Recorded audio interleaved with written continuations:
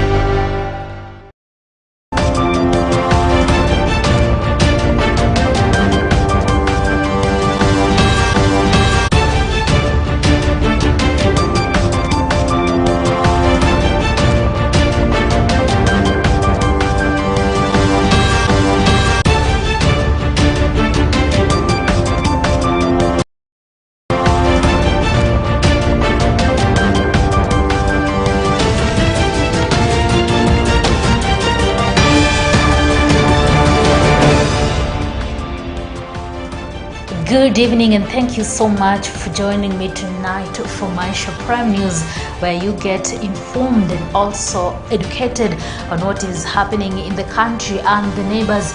And tonight on our top stories, Orange Democratic Movement ODM leader Raila Odinga has appointed a 7-member panel to vet and advise him on the best running mate candidates.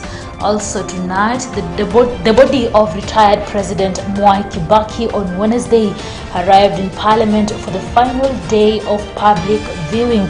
And of course, at the end of the bulletin, there is our two special segments, that is My Hustle and our education segment. We have these and many more stories prepared for you tonight. Welcome to the incisive, authoritative, and now the most watched bulletin that airs Monday to Friday at 8 p.m. and 9 a.m. and on weekends, that is Saturday and Sunday at 9 p.m. My name is Rida Keren Chabet.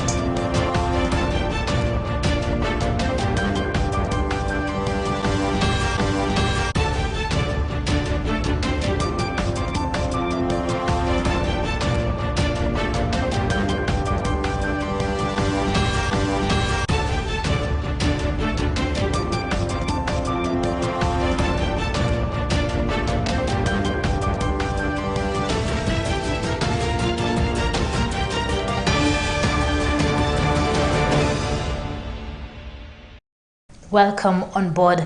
United Democratic Alliance UDA gubernatorial aspirant for Nairobi Johnson Sakaja now says he will be closely working with Tim Wanyonyi to clinch the top seat in the county. Sakaja, while receiving his nomination ticket to vie for the governor's seat, revealed the details, saying that teams are working together.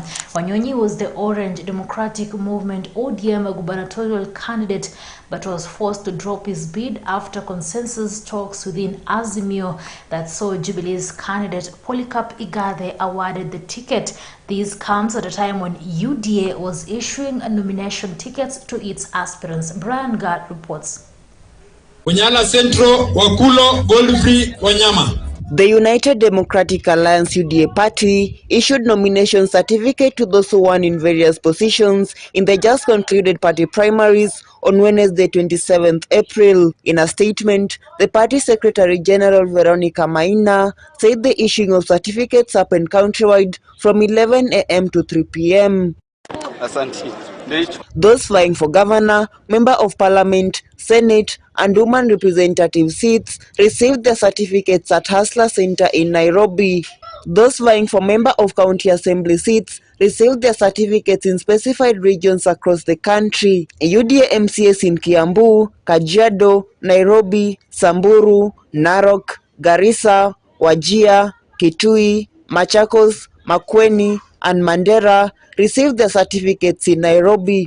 Those from coastal counties received their certificates from the Mombasa County UDA offices. Kisii, Nyamira, Bomet, and Kericho certificates were issued at Trace Hotel in Kericho, while aspirants in Nakuru, Nyandarua, and Baringo went to Nakuru UDA offices to collect their certificates. Where the chance of a fair opportunity at Speaking on Wednesday during the United Democratic Alliance UDA nomination certificate award ceremony, Nairobi governorship aspirant Johnson Sakaja promised that his administration will provide free lunch to all public primary school students if he clinches the seat. Every child in public primary school is going to get lunch, 650 grams of lunch every day, so to keep our children in school. For those who are saying we can't do it, we will show them how it can be done. For those saying it is a national function, they don't understand devolution. We're going to make sure it is done. And that is our first policy proposal. And there are many things that we want to talk about.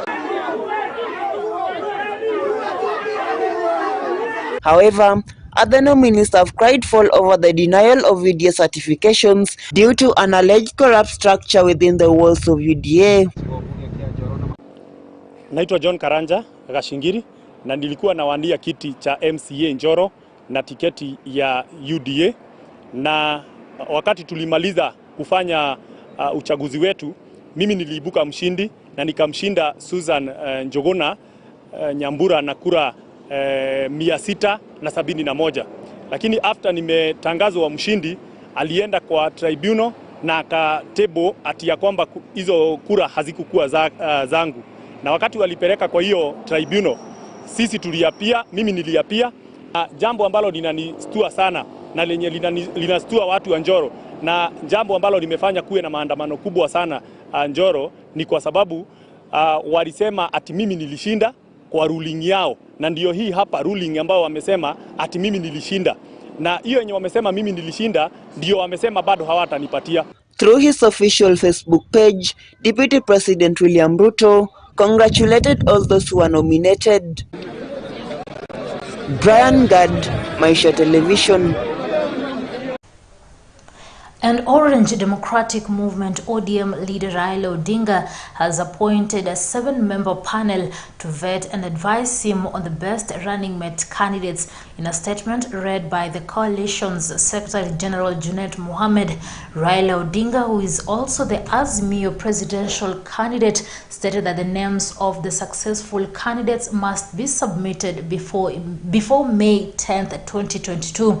According to Mohammed, the members of the team shall include Bishop Peter Njenga, Archbishop Zacchaeus Okoth, Enoch Wambua, and Michael Orwa. Other members are Noah Wekesa, Sheikh Khalifa, and Beatrice Moen. This comes barely a day after the REBC extended the submission of running mates' names. Bushebi Jr. reports. Delaying tactics to manage competing interests within their political formations informed the strong push by Deputy President William Ruto and former Prime Minister Raila Odinga to seek more time to name their running mates. On Tuesday, Dr. Ruto and Mr. Odinga's camps fought to postpone 28th April 2022 deadline to submit names of their number twos, forcing the Independent Electoral and Boundaries Commission IEBC to extend the cutoff date by 20 more days to May 8th. Presidential candidates and deputies, as well as gubernatorial candidates and deputies, will be on the 16th of May. That's next month, 16th of May 2022. That is for presidential candidates, their deputies, gubernatorial candidates and their deputies will be on the 16th of May, that is next month. This came even as it emerged that Mr. Odinga's Azimio la Umoja One Kenya Coalition Party was planning an elaborate process to pick its candidate, with plans to hold yet another National Delegates Convention on May 14th to approve the nominee. Relax. I don't think this issue about running mate. With elections knocking the door in less than 3 months, questions about who would deputize ODM party leader Raila Odinga under the Azimio la Umoja ticket continue to fill the political air in the run-up to August polls. Tuna milioni 4 ambazo Wiper tutawazileta mezani. Tutataka kumsikia mwingine atakuwa naibu wa rais alete zake mezani tujue ni ngapi. The ground will speak for itself. Na iko wazi, si ndio? Iko wazi. But lakini amesahau that the votes he had in his basket ndo anataka kutupa, atafute ingine new.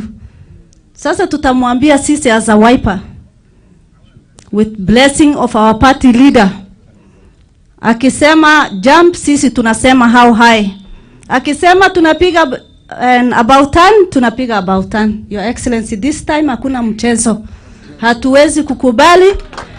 If there's no Kalonzo Musyoka, no Raila presidency. Sisi tunasema hivyo, and that is our slogan.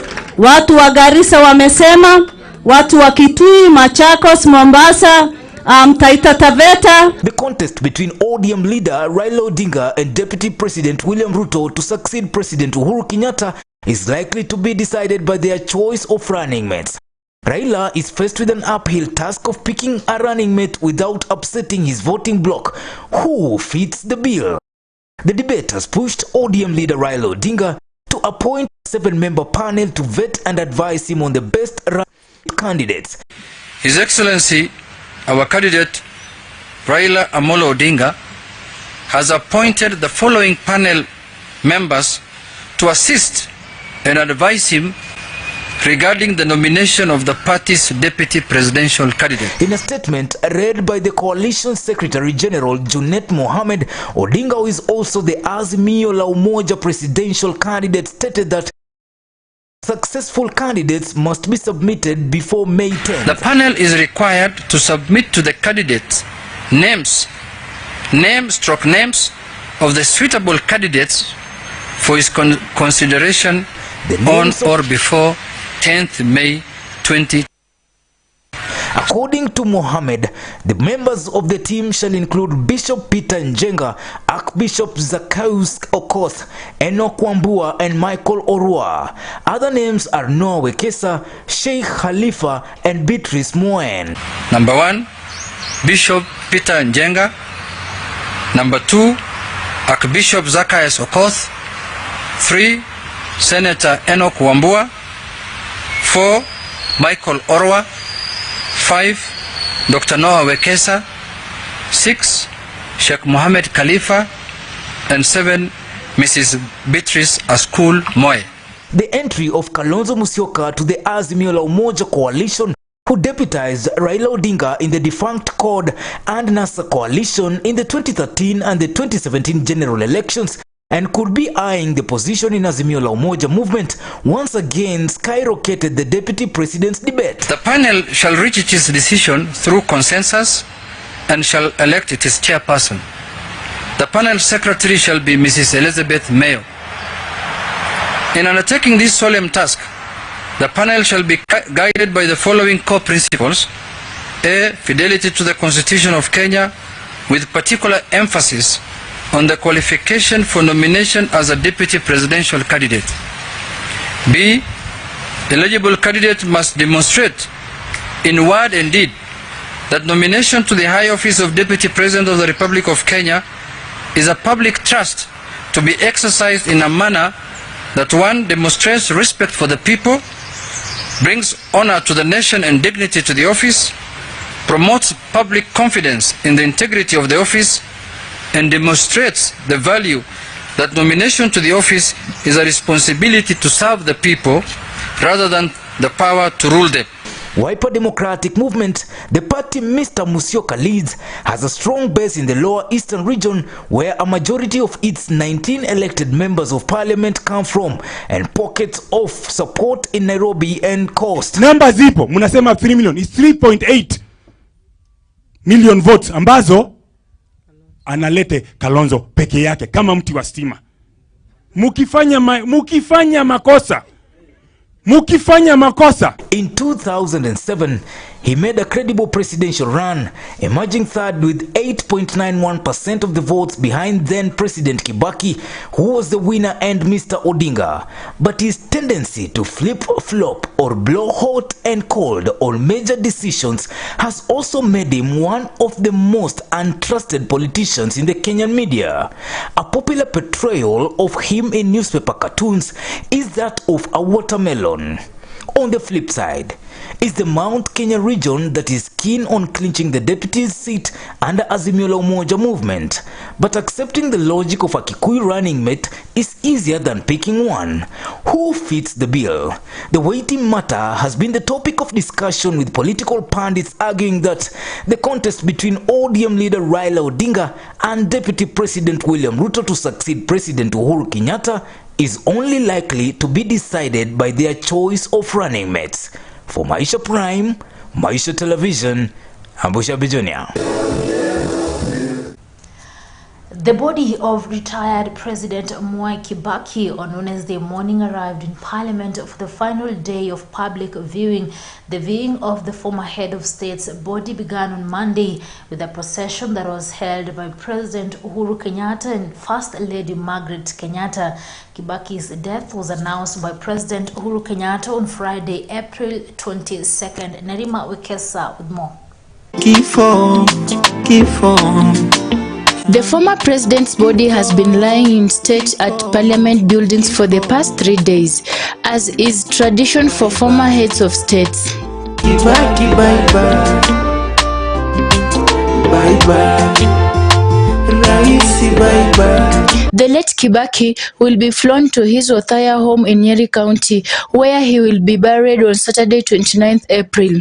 We have finalized preliminary plans for the state funeral of His Excellency President Mwai Kibaki, and would like the public to know that this will take place on Friday the 29th of April 2022 at Nyayo National Stadium, and President Kibaki will then be laid to rest in Othaya in Nyeri on Saturday 30th April 2022.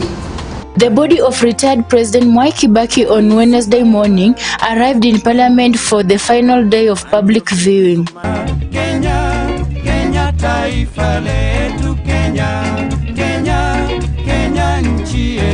The viewing of the former head of state's body began on Monday with a procession that was led by President Uhuru Kenyatta and First Lady Margaret Kenyatta. Kibaki's death was announced by President Kenyatta on Friday. May President Kibaki's family be comforted, may his memory be honored, and may his example be emulated. This issued under the hand and seal of the President at State House, Nairobi, on the 22nd day of April, the year of our Lord, 2022. A state funeral will be held in honor of Emilio Kibaki at Nyayo Stadium on Friday, 29th April, the day that has been gazetted as a public holiday by the Interior Cabinet Secretary Fred Matiang'i. Take place on Friday the 29th of April 2022 at Nyayo National Stadium, and President Kibaki will then be laid to rest in Othaya in Nyeri on Saturday 30th April 2022. The body of late Kibaki will then be flown to his Othaya home in Nyeri County, where he will be buried on Saturday 13th. Kibaki, bye-bye. Bye-bye. Raisi, bye-bye. For Maisha Prime News, Maisha Television, I'm Nerima Wekesa.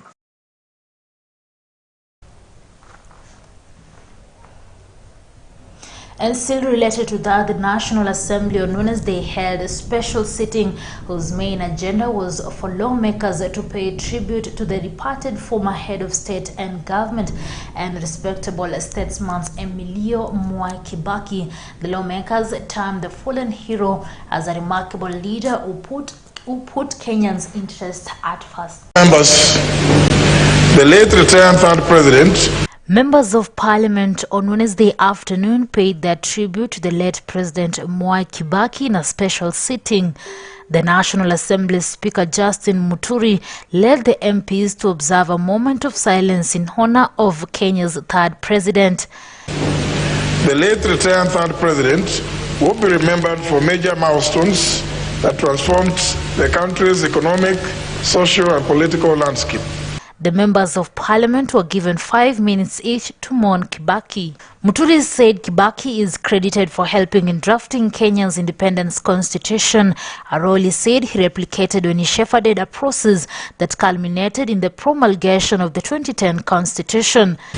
When he took office, oath of office as president in December 2002, the late retired President Mwai Kibaki committed to turn around the country's economy. He approached leadership from a people-centric perspective that was aimed at improving the quality of lives of the people. He shall forever be remembered for his famous quotes that, in the quotes, leadership is a privilege to better the lives of others.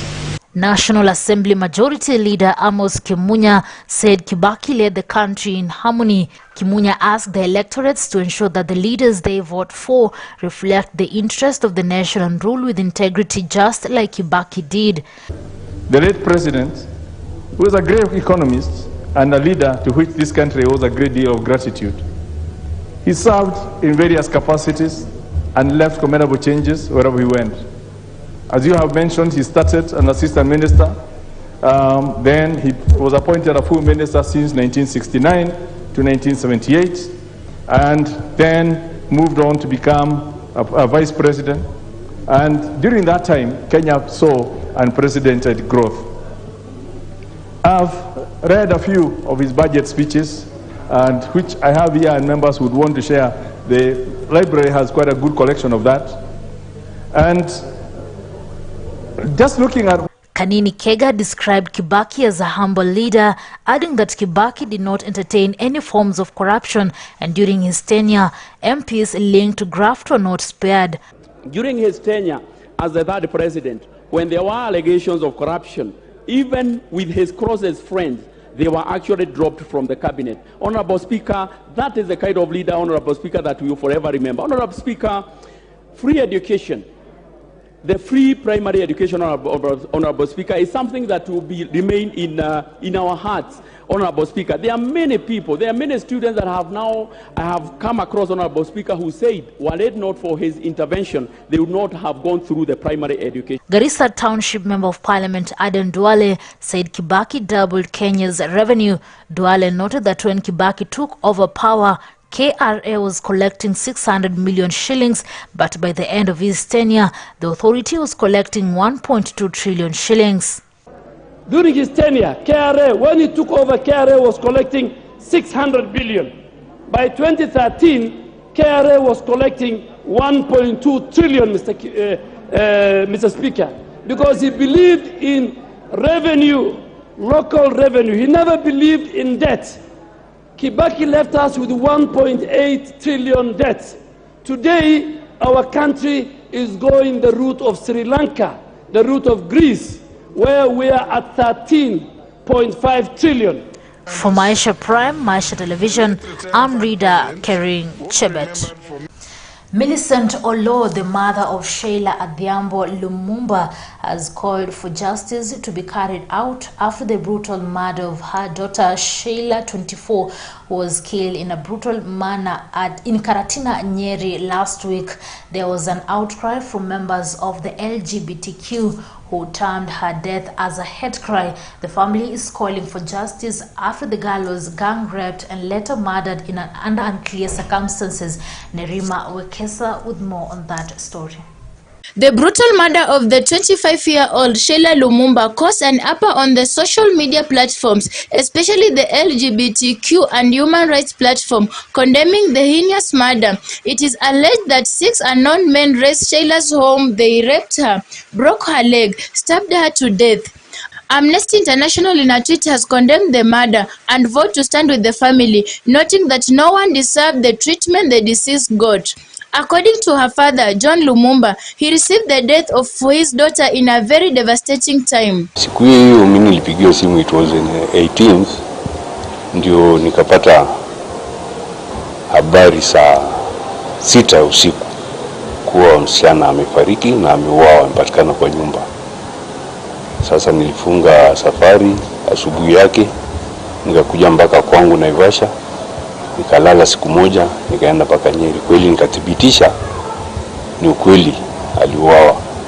Speaking in the family's home in Naivasha, Lumumba told of the agony where he narrated the gruesome murder of his daughter. He also noted that the postmortem conducted on the body indicated that the deceased died after she was hit by a blunt object on the head, adding that she had disturbed wounds on the neck and the eyes. Kumpata kwa nyumba, tulipata tu damu imejaa nyumba yote, ni kama ali bleed sana. Tulipata tu damu imejaa hapo kabisa. Na kwenda mochari, kusema kweli hiyo postmortem ilionyesha kuwa ali bleed karibu damu yote kwa mwili ilisha. Ali bleed.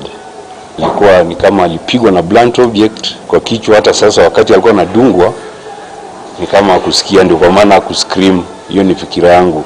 Alikuwa shakufa ama labda alikuwa unconscious. Sasa alikuwa anadungwa tu, alidungwa kwa shingo, akadungwa huko kwa macho pande mbili, kulingana na postmortem mbili. Millicent Olo, Sheila's mother, could not hold her tears flowing down her cheeks, saying that the murder was the worst nightmare she's ever seen. And it's very sad the way nilipata news ya mtoto wangu. Nikienda kuona mtoto ni kama ameuliwa kama mnyama. It was very sad. The blood is all over. Me as a mother, I demand justice, just justice for my daughter. Justice. I hope justice will be found. Haki tendeke tu. Haki tendeke. Unajua kwa mtu wote inafaa ujue kwa nini alikufa. At that tender age inatakana ujue kwa nini mtoto wako amefariki. Na inaweza kuwa vizuri kama justice imetendeka kwa huyo mtoto. Sheila will be laid to rest this coming Saturday on the 13th of April at their village home in Siaya County. For Maisha Prime News, Maisha Television, I'm Nerima Wekesa. And Funyula Member of Parliament Dr. Paul Otuoma, who won the ODM ticket in the party primaries, is now calling on Busia Governor Sospita Ojemong to let go their political differences and form a formidable team that will be strong to campaign for Raila Odinga. Philip Simiyu reports. The former Funyula MP, who is also vying the Busia gubernatorial seat on ODM ticket, has called on the Busia leaders led by the incumbent Busia Governor Sospita Ojemong to team up in supporting of the Raila Odinga's presidential bid. I also want to urge you, hii mtoto mimi huwa nasema tu ni ile mashua tumepewa. But if we work hard na tushinde viti mingi za MCA za MP, mpaka president, tutakuwa tunapanua nyumba yetu, si ni kweli?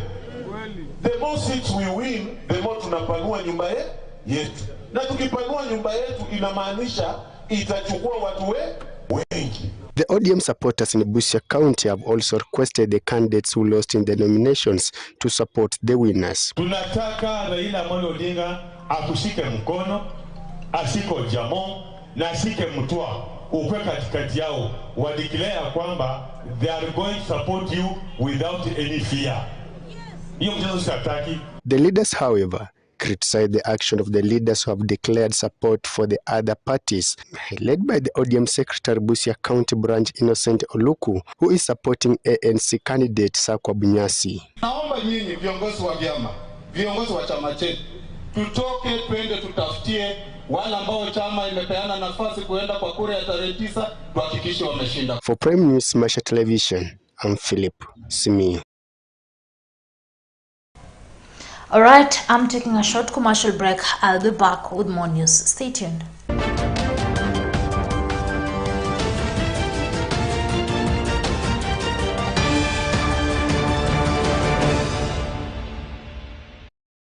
Apply to study diploma, certificate and artisan courses in engineering, ICT and business at Ebukanga Technical and Vocational College.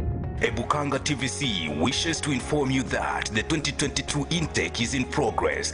The minimum entry for artisan courses is KCSE D- and below. Craft certificate is D plain and D+, and diploma courses is C- and above. Being a technical college under the national government, trainees benefits from the national government capitation of 30,000 shillings per year. Help is available through the Dean's Office for upkeep and clearance of college fees. The institution is well equipped to offer courses ranging from ICT, business to engineering courses at certificate and diploma level. Ebukanga TVC is committed to producing quality trainees with exceptional innovation and skills for the formal and informal sector. Apply now. Visit www.ebukangatvc.ac.ke. For more information, contact us on 0722 510 564, 0722 510 564, or you can send your email to ebukangatechnical@gmail.com. You can also send your application to PO Box 549, code 5307, Luanda. The college is located off Kisumu Busia Road at Big Bend Junction in Emuhaya Sub-County of Vihiga County. Ebukanga Technical and Vocational College, producing quality trainees with exceptional innovation and skills for both formal and informal sectors. When it comes to technical training and research in science, technology, and innovation, you can trust Institute, whether it's certificate or diploma in institution and theoretical knowledge. Our exams is from the trusted experts among them NITA, CASNEB, NEC, among others. To apply for admission at Matili Technical College, visit our website www.matilitechnical.ac.ke. You can also call us on 0721 664 708 or 0724 402 786. You can also send your application to PO Box 765204, Kimilili, Matili Technical Training Institute, located in Kimilili constituency in Bungoma. Matili Technical Training Institute, a center of excellence in mechanical engineering. Welcome to Millennium Diploma Teachers Training College. Millennium Diploma TTC has been instrumental in producing diploma teachers for secondary schools in Kenya in sciences, languages, and humanities.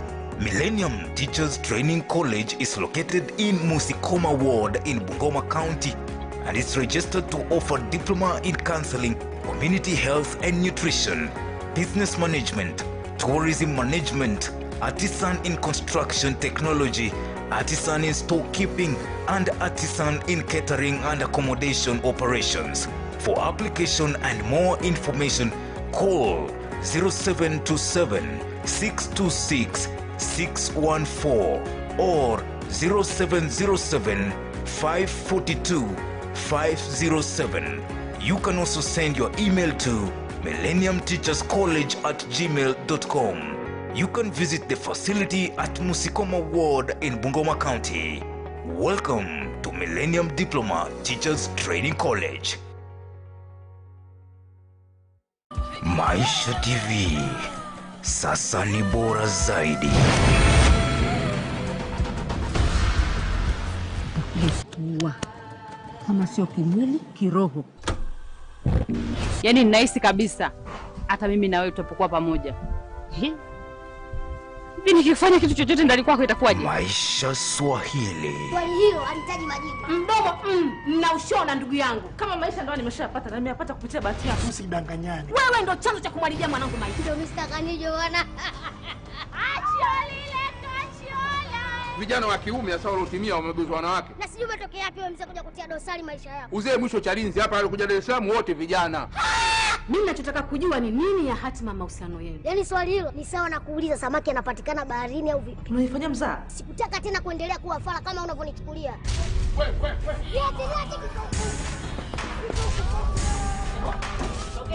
Tazama, furahia katika Maisha TV.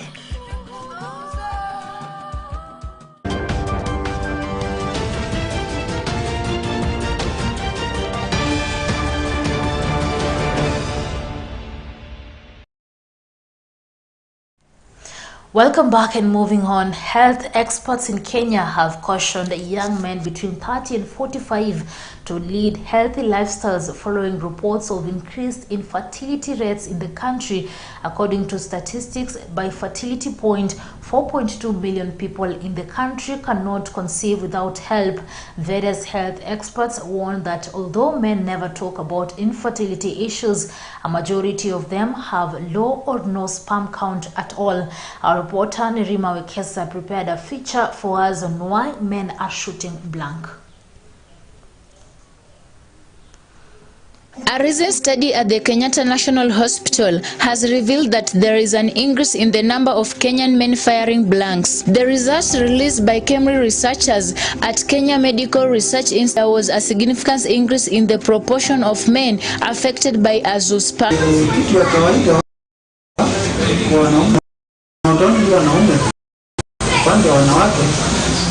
Na kwa upande wa wanaume kitu kinachangia sana sana haswa na wale wanatumia madawa kama vile mtu anakula miraa, bangi, anakunywa pombe sana. Ndio kitu pia ina affect spermatogenesis, sperm formation. Hiyo kitu inafanya mtu analala na mwanamke lakini sperm level. The level of spermatogenesis is very low. Sperm formation, the rate is very low. So unapata release the sperms, zinakuja zikifika to the vaginal canal of the female. Then it has an acid. So if the quantity of the sperms released together with the semen ukiwa kidogo, the acid will automatically kill the sperms. So azitafika kwa mayai siweze kufertilize the egg. Azoospermia is the medical condition of a man whose semen contains no sperms. It is associated with infertility. Also another thing inachangia sana, there is genetic malformations whereby sperms na releasiwa good quantity, but unapata like they are kinked. Kinked meaning the sperms have a tail in a propel sperm yende. So unapata like hiyo tail kama imejikunja, haiwezi release, haiwezi achilia sperm imufu yende. Hata ikienda inajikuza cannot propel the sperm forward. So meaning the probability of this man kuimpregnate msichana ama mwanadada inakuwa ngumu kabisa, kwa sababu sperm zake ziko na shida. Kitu kingine ambayo inachangia sana sana na kitu napata masturbation. Masturbation. Ani ile mtu pengine unaota kuna mwanamke una release, au mwingine yule anajifanya tu anaona mwanamke anaanza kujifanya sabuni, atumia sabuni nini at least release. Hiyo kitu ina affect sana wanawake. Also kuna ile pengine kulingana na kazi tunafanya, unaweza pata mahali unakaa ni choto sana. Sasa inafanya scrotum or the testicles inakuwa na choto mingi, ambapo sperms zinaanza kuwa interfered with the formation of sperm inakuwa interfered. According to Dr. Joseph Wamba from Bungoma County, he said male infertility has been attributed to modern lifestyle practices. The key lifestyle factors include smoking cigarettes, alcohol intake, use of illicit drugs, obesity, psychological stress, advanced parental age, dietary practices, and hypersexuality. You know, obesity is not a major reason. What makes of mtu afanye obesity, fanye mtu asisai, you know, when you grow fat, the penis in one way or another inarudi ndani kidogo. So this penis, the possibility of penetrate the vagina na release sperms ndani inakuwa reduced. Sasa napata anang'ang'ana, especially pia pati mwanamke mnono kidogo, nakuja unapata he might end up just releasing from a vagina. However, their negative impact may well be mostly overcome by behavior modification and better lifestyle choices. Therefore, greater awareness and recognition of the possible impact of these lifestyle factors are important. Sasa, the only way you can avoid is advising not to use so many drugs. To change lifestyle. Taking drugs to chemist, antibiotic. We are taking broad spectrum antibiotic. Ile antibiotic inatibu magonjwa mingi. And at the end pia inakuja ku affect system yetu ya sperm formation. Now once the system is affected, you are done. Yeah. You have to see, that's why we advise people don't go to buy drugs over the counter, especially broad spectrum drugs. Madawa yanatibu magonjwa mingi. Ni si mzuri uende uchinunulie. Mwacha daktari akuandikie hii dawa na hii ndio mzuri, nenda tumia. For Maisha Prime News, Maisha Television, I'm Nerima Wekesa.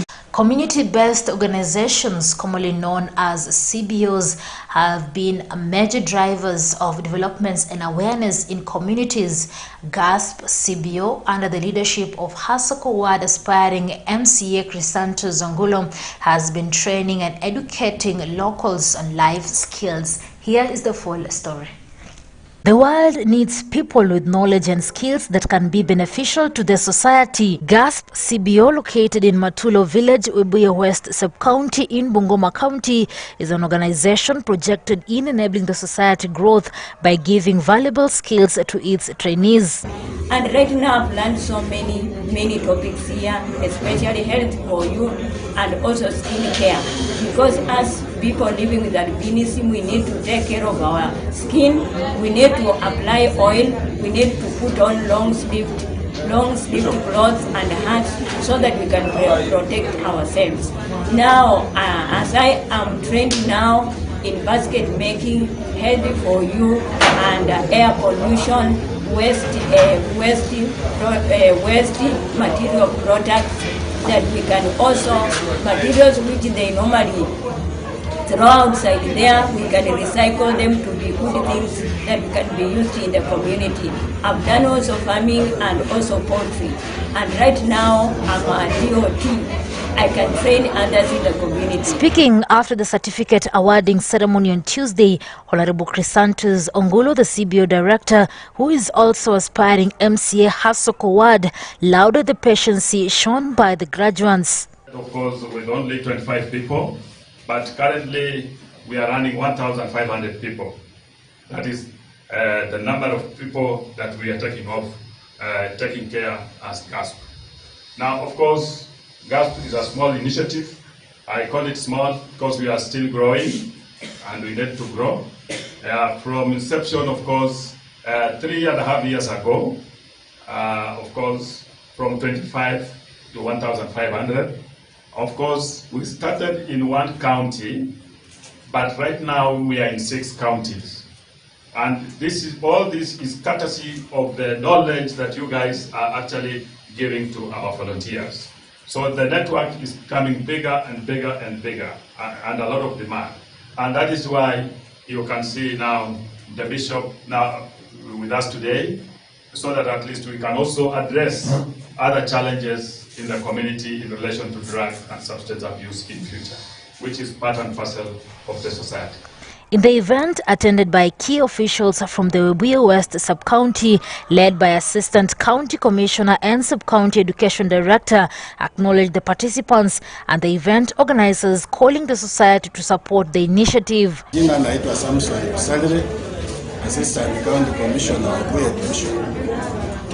Kulingana na hafla ya leo ambao wakaaji wa Webuye Division wamepitishwa kwa mafunzo ya kiafya, mafunzo ambayo itajenga na kulinda afya ya jamii kwa ujumla, na ningependa wale ambao wamefundishwa wapeleke hii habari mashinani wapate kusaidia watu wetu, ili hali tupunguze changamoto za maradhi mbalimbali. Sababu naona mfunzo mambo ya afya kuhusu macho, kuhusu mambo ya pressure na mengineyo. Haya hii ni changamoto ambayo tunapata kila wakati kwa maisha yetu, na zile vifaa za matibabu ambazo tuko nazo karibu vichache haiwezi kutusaidia sisi wote. Ikiwa nyinyi mnaweza ongea na watu mashinani na wapate kuishi kwa hali ambayo itabadilisha maisha yao, ili wasiwe wenye kupata maradhi mbalimbali ambayo inaweza sumbua maendeleo yao. So I want to applaud the director of this center, Mr. Crisantas Ongulo, for actually taking his time to think for the people. So we are so happy there has been this training. People have graduated, and all these people that have graduated are going to be in the community, and they are very likely to change the way things are run down there. So it's a very, very good idea, and we encourage any other person out there, especially from the community, to join in here or look for these trainings wherever they are, so that they are able to disseminate the information down. The graduates were awarded with certificate. And I want to encourage the community that those who are in the community and they are not having anything to do, we need to bring light to our community, that the people to be aware and to have information, so that our community cannot perish, but our community can stand to enlighten others to be a good nation. However, more well-wishers have been called on to support Ongulo's vision. Kwa hivyo ninataka waomba wakaaji wa Webuye wote wapate kuzingatia mafunzo ambayo mmefunzwa siku ya leo na chama ya kazi ambayo inasimamiwa na director Santos. Tunahimiza pia Santos apate kuleta wafadhili mbalimbali ili wapate kuendeleza miradi ingine kuongezea kwa hii katika jamii yetu. For Maisha Prime, Maisha Television, I'm Reader Kering Chebet. Wow, a nice piece there. Well, let's just take a quick commercial break. I'll be coming back shortly.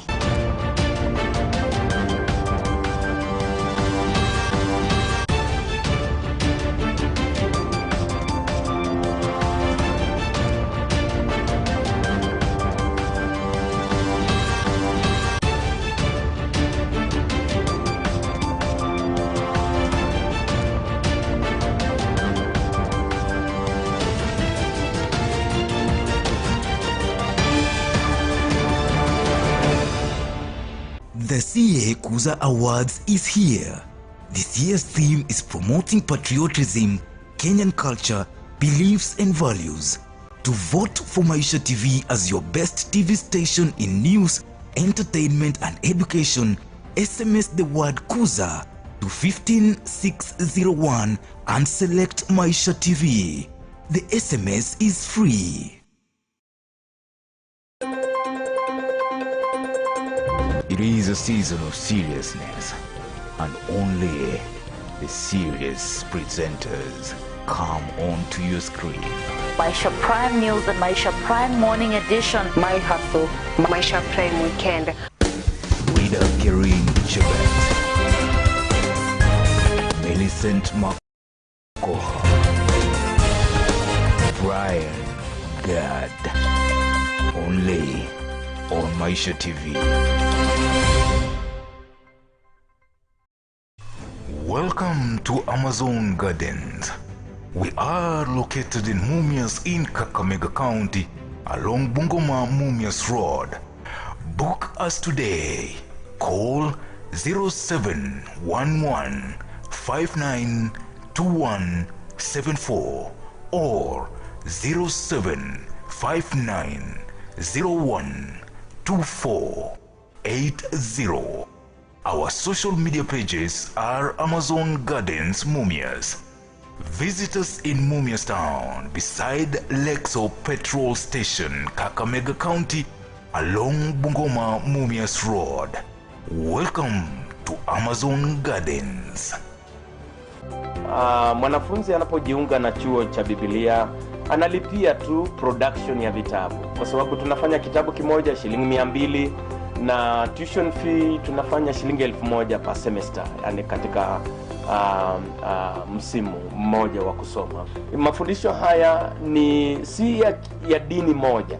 Ni mafundisho ambayo katika kimombo tunasema it is interdenominational. Welcome to Gospel Believers Fellowship Bible College. Contact us today 0724-039-828, 0724-039-828, or you can visit our offices at Gospel Believers Fellowship Headquarters Church next to Bungoma Huduma Center.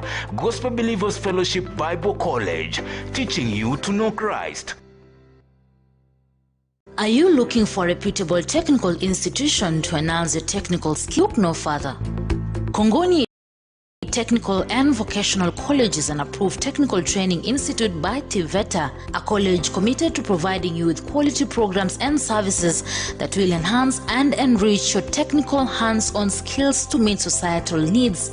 For more information, contact us on 0721927458 or 0712114908. You can also send your application to PO Box 45 30205 Matunda or write to us on email to kongonitvc@gmail.com. Kongoni Technical and Vocational College, technology and innovation to meet societal needs.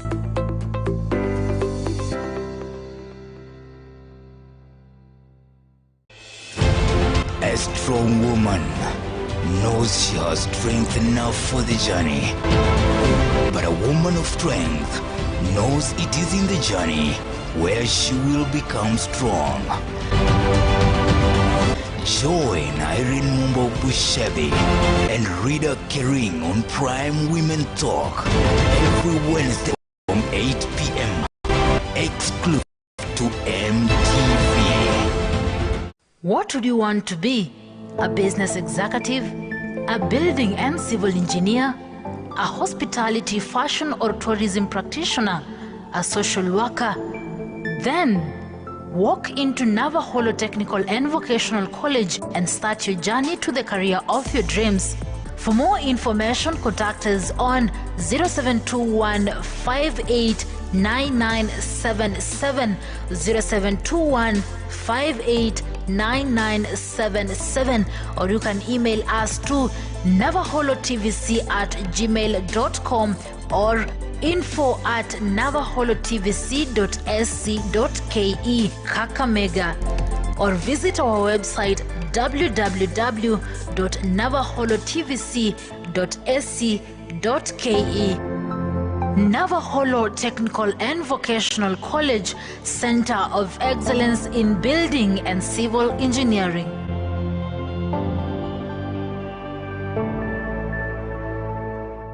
Once you enroll with us, you are assured of out of the total fees for the year 56,420, the government is going to pay for you 30,000 shillings. For more information, contact us on 011-0096-090, 011-0096-090. You can also send your application to PO Box 657 Bungoma. you can write your email to info@kisiwatech.ac.ke. Kisiwa Technical Training Institute, a center of excellence in TVET research and innovations. The stage is set. The time is now. Credible news. It is Prime News. Only on Maisha TV. Prepare for the beast.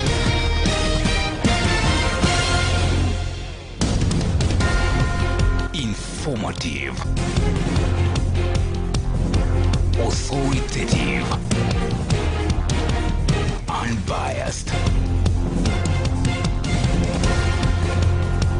Welcome to Maisha News.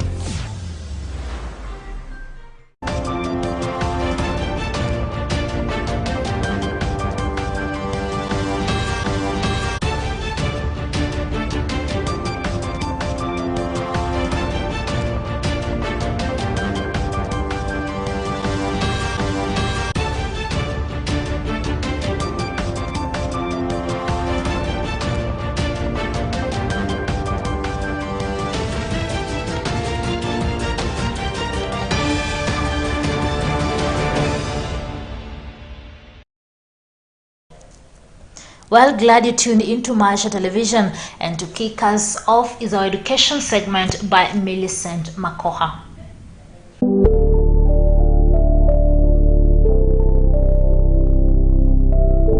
Kamasha Secondary School, located in Mumias East Sub-County in Kakamega County, emerged the best sub-county school in the country after 70 candidates managed to score a mean score of 5.6786.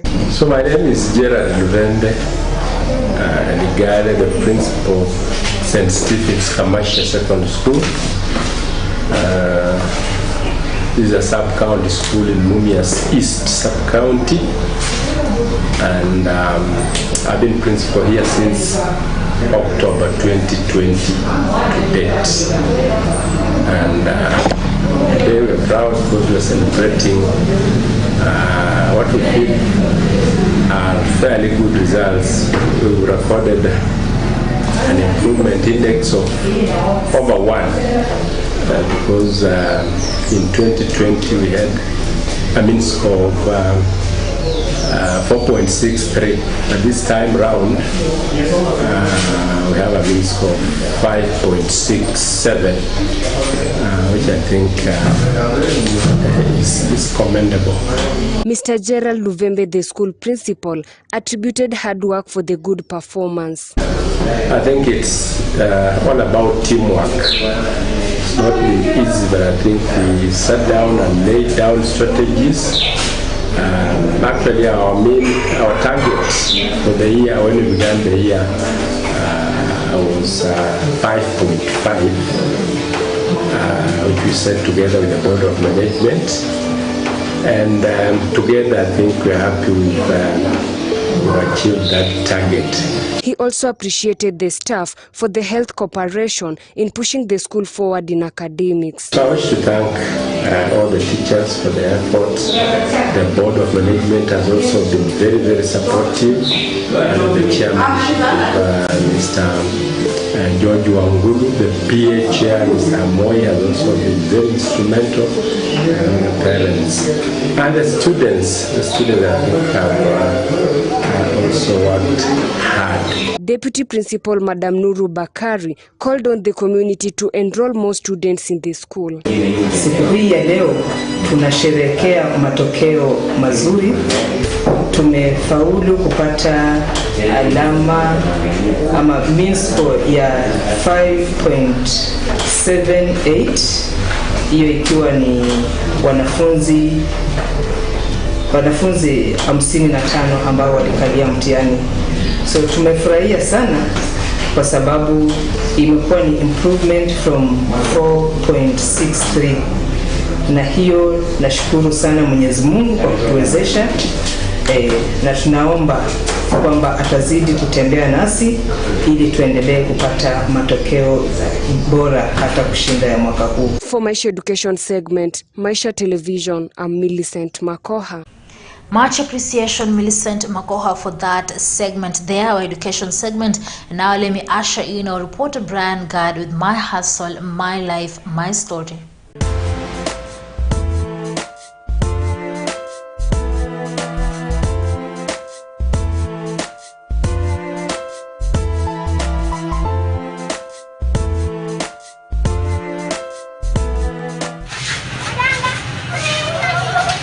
For Kenya's supermarket business, it appears there is no fairy tale endings, with at least 7 retailers falling in less than 5 years. Amid these debris, others have stood firm and seem like they are on steroids, expanding to more branches after being acquired partly by private equity funds. But wait, these are renowned supermarkets. So, what exactly is the issue for small retailers anchored in the same business? Sarah Muraithi, the director of Summer Supermarket located in Webuye town, tells us exactly this.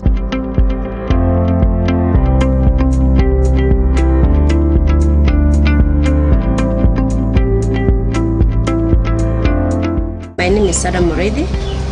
I am director 2 of this Summer Supermarket, and began as a very small shop, which was we were selling electricals and electric goods.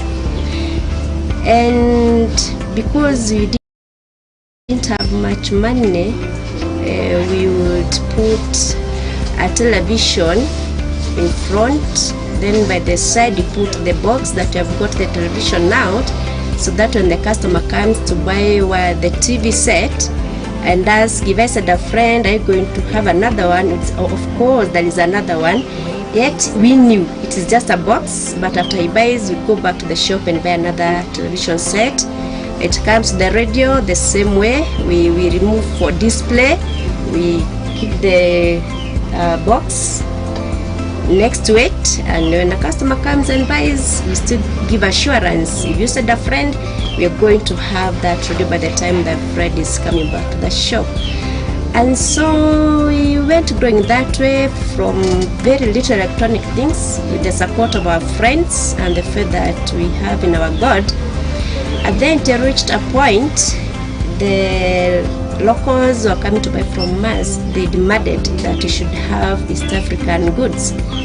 And that time I didn't know what East African goods, but the customers were kind enough to guide us and tell us what they really wanted us to stock for them. And so that's when we expanded the shop, and we began now selling the goods that people can use in their kitchen. So we combined, that is kitchenware and all that, and this is how we have grown. From electronics shop to Summer Supermarket, Sarah's model of business has underscored the fact that she has had her prospects achieve via revenue. The driver is demand.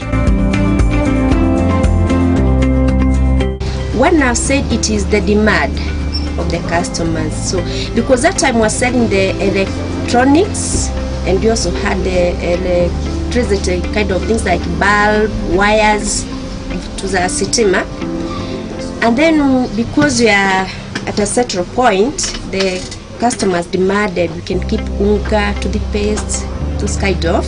So the demand of the customer is what drove us not to have such. With inherent trust and good credit rating, Sarah haggled great payment terms, with the supplier stocking Summer Supermarket on credit or sometimes on consignment. My initial capital, actually, I can say it was not much. It was just 50,000. The rest were given goods by friends. And then we were told, when you sell, we are giving you 3 months. When you sell, you pay us, but we had a friend by that time. And that's what we did. So we were given stock by a friend, and after selling, we give back. And that is what now the answer kuza. The transition came bit by bit over time, setting about a shrink in the electronics department, now to a limited extent.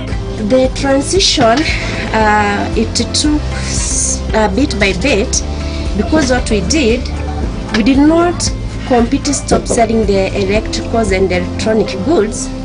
we only created a center column.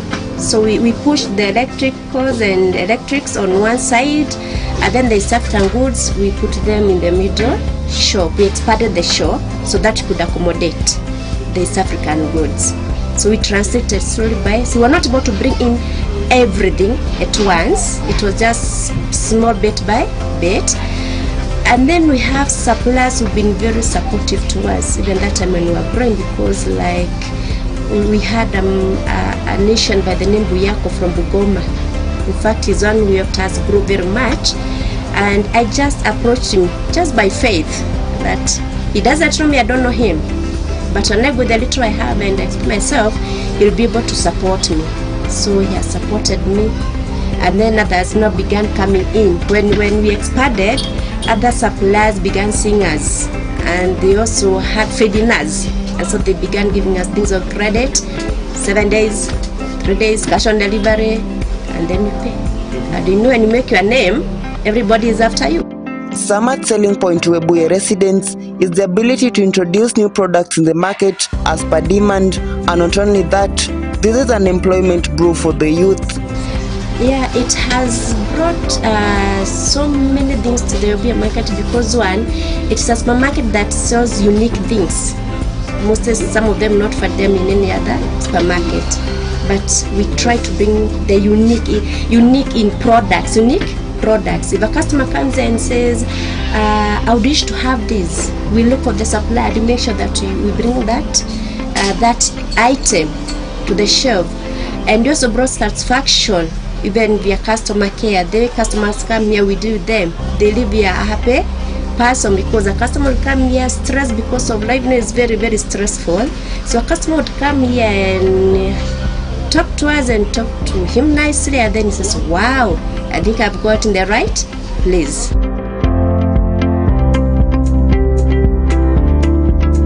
So far so good, because I employ the youth.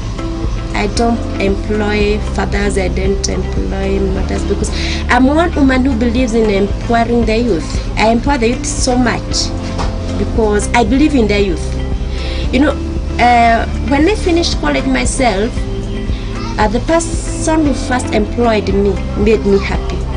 She did not ask for a vitae, or she did not ask how many years I was experienced in the field that I was going to work, because initially I didn't begin business. So she didn't ask for that experience. I mean, you know, most of the companies ask 5 years experience, 10 years. So I did not have even an ounce of any experience. I was just fresh from college, and this person believed in me. So I believe in these children who are coming from Form 4, and I mentor them. And they live here and they go, they join universities, they join colleges, and they come and they tell me, Mom, you've made me whom I am today. Sarah pursued a teaching career in line with his father's interest that couldn't be fumbled, forcing her to blow her teaching career for the greener Samat supermarket. What happened, I'm a teacher by profession, a P1 teacher, and have taught in private schools, but you know, as a child, as you grow up, there is that career that is in you, and there is a career that your father or your mother want. So mine was a bit tricky because I didn't want to be a teacher, and the career I wanted, my father wasn't for it. And so now he told me, that one that you want to go to, I'll not take you to that one.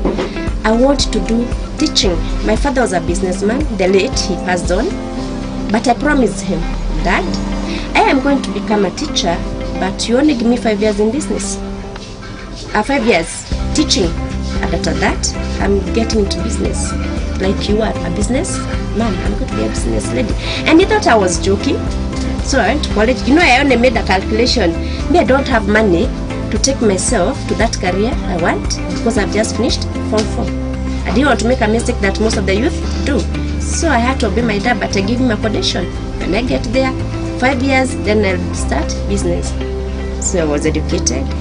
I taught just for 5 years. I only extended 1 year because I had a class 8 that was sitting down that time. I couldn't leave them hanging. And then I prayed to God, give me work to do. And he gave me. And that's how I got myself here. Some investors lock in their profits By selling their appreciated investments while holding on to underperforming stocks, they hope will rebound. Sarah says good stocks can climb further and poor stock risk zeroing out completely. To ensure long stay in the market, they have gathered support, shown enthusiasm and trained their team. I believe in the impossibilities. What other people see not possible, I see it a possibility. Two, I'm very positive. I'm not negative. Three, I take risk. I can go into marshy waters with that faith that I have. Then I have come to realize so that you don't sink, do not overstock. Do not overstock. However much a supplier comes with a good offer, think twice. Because at the end of the thing, you take too much, but you have to pay. And when you take what you do not want, it becomes a dead stock. It will expire. And then I've come to do market feasibility. I know what people want, so I not stock what my customers don't buy. To be a dead stock, to expire, great. Yes. And then I don't co-pesha. Don't give debts because people are not faithful like you may be faithful. So if you give debt to this one, to this other, to this other, I am telling by the end of the day, you end up closing the shop. You get? And then I've invested in my employees. And I've told them because this market is a bit tricky because of the outside pest. Customers will come but they're not customers. You see them on TV. They try doing towards that. Mtu anakuja, they take the very expensive things that will make you drain. They come and they say and they put, you've got them, put me here, and they disappear. The summit is riddled by uncertainties, but certain tried and true principles have helped boost their chances for long-term success. You overstock. Like a supplier comes and tells you, I'm selling to you these 2 liters soda. If you buy 5 cartons or 10 cartons, I'll give you 1 carton free. To a businessman, that's a very good offer because you make much of a profit than when you just bought this without the offer being offered. Even you're told, buy 10, I give you 2 cartons. That's a very good, enticing order. But now, when you buy the 10 and you are sure the capacity of your customers do not take 10 cases in a day or in a week, what have you done? You've overstocked. So expiry date will catch up with you. That you throw away. So if you don't have expired goods, know the capacity of your customers, the items they take. If this soda, you have like 10 customers in a day, taking like 10 of them, just stock 10. Do not stock 20. Where do you take the other 10? So you must know in a week, how much do I sell of every item, so that you stock per how much you sell, not per how much somebody is telling me I'm giving you an offer. Now, you know it is not me clearing the stocks, it is a customer. So if a customer comes and I have not cleared the stocks, I must lower that price. Do you know why? I'm not the only seller in the town. So if I sell it at a higher price, they will go somewhere else and they'll be sold at a cheaper price. Who is losing? Me. Again, I'll get expiries of my stock. Gauging success has been a major fallout for most startups. Hope and relevant niche holds most businesses. For the startups, I'll encourage them and tell them not to want to lose hope and not to gauge their business with another person who could be started and went down immediately after opening. They're gonna hang up in, they're gonna hang in there and believing and trusting their God that one day they are going to be somewhere. So they should not give up easily. They should strive, and they should try to stock what the customer is demanding, not what they think can go. Because when they stock what they think can give them money, that is not the customer wants. So it will be a dead stock. They will find expiries. So I can advise them to know the niche in their market. Before they start their business, they know the niche in the market. What is the niche? It is what people want in that area. so that they stock what the customers want, and when they do that, they are going to go far. Brian Gad, My Hustle, My Story, Maisha Television. Thank you, Brian, for My Hustle there, My Story. That feature marks the end of the comprehensive and incisive bulletin Maisha Prime News.